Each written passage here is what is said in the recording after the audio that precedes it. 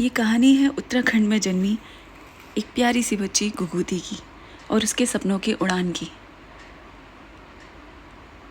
उत्तराखंड के कुमाऊं क्षेत्र में एक छोटा सा गांव था बिनसर।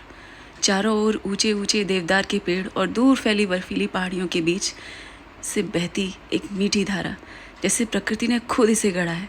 इस गांव में रहती थी एक 13 साल की लड़की चांदनी, जिसका नाम था गुगुती। गुगुती नाम क्यों पड़ा? क्योंकि जब भी वह बोलती थी उसकी आवाज़ पहाड़ों में गूंज जाती थी, जैसे बिल्कुल वैसे ही जैसे बसंत ऋतु में गुगुती पक्षी की मीठी पुकार। चांदी के पिता जंगल के विभाग में काम करते थे और माँ गांव के स्कूल में एक रसोइया थी। उनका जीवन बहुत सीधा सा और संघर्ष भरा था। चांदनी बचपन से ही पढ़ाई में होशियार थी और उसका सपना था पहाड़ों की पहली महिला फॉरेस्ट अफसर बनना। गांव के स्कूल में 8वीं तक ही पढ़ाई होती थी। 9वीं कक्षा के लिए नज़दीकी कस्बे अल्मोड़ा जाना पड़ता था। जिस यहाँ तक का रास्ता पैदल कोई 3 घंटे का था। पिता के पास इतने पैसे नहीं थे कि वे उसे पढ़ने के लिए बाहर भेजते, लेकिन चांदी ने हार नहीं मानी।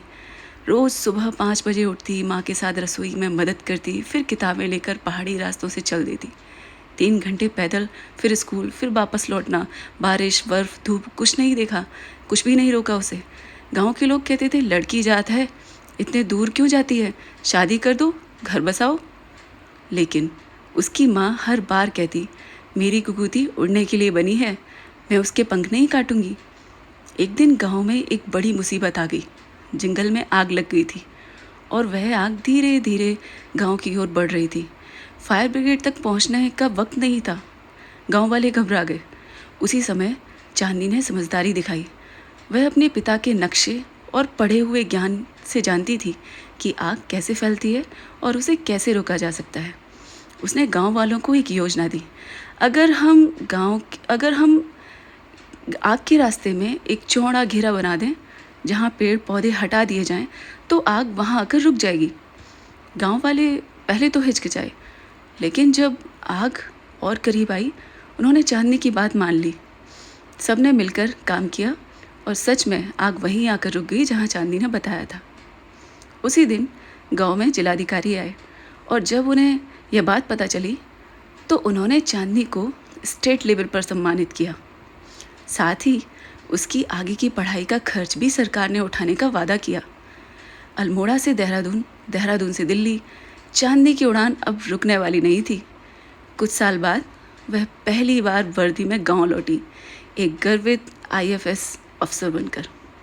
उस दिन गांव के हर बुजुर्ग की आंखें नम थीं। एक बच्ची जिसे लोग बहुत आगे मत पढ़ो कहते थे, आज पहाड़ की सबसे ऊंची चोटी पर पहुंच गई थी। चांदनी ने गांव के बच्चों के लिए एक पुस्तकालय खोला, जहां वह हर गर्मी की छुट्टियों में आकर खुद भी पढ़ाया करती थी और कहती थी, मैं तो एक गुगुती हूँ, पर अब मुझे चाहिए और पंछी जो उड़ान भरें और पहाड़ों को नई ऊंचाइयों तक ले जाएं। ये कहानी है सिर्फ चांदनी की नहीं है, हर उस पहाड़ी बच्चे की कहानी है जो मुश्किल हालातों में भी सपने देखना नहीं छोड़ता। पहाड़ों की खामोशी भी एक पुकार होती है। वो पुकार है बदलाव की, संघर्ष की और उड़ान की। तो दोस्तों, ये थी आज की कहानी। आपको ये कहानी कैसी लगी मुझे कमेंट में ज़रूर बताइएगा। धन्यवाद।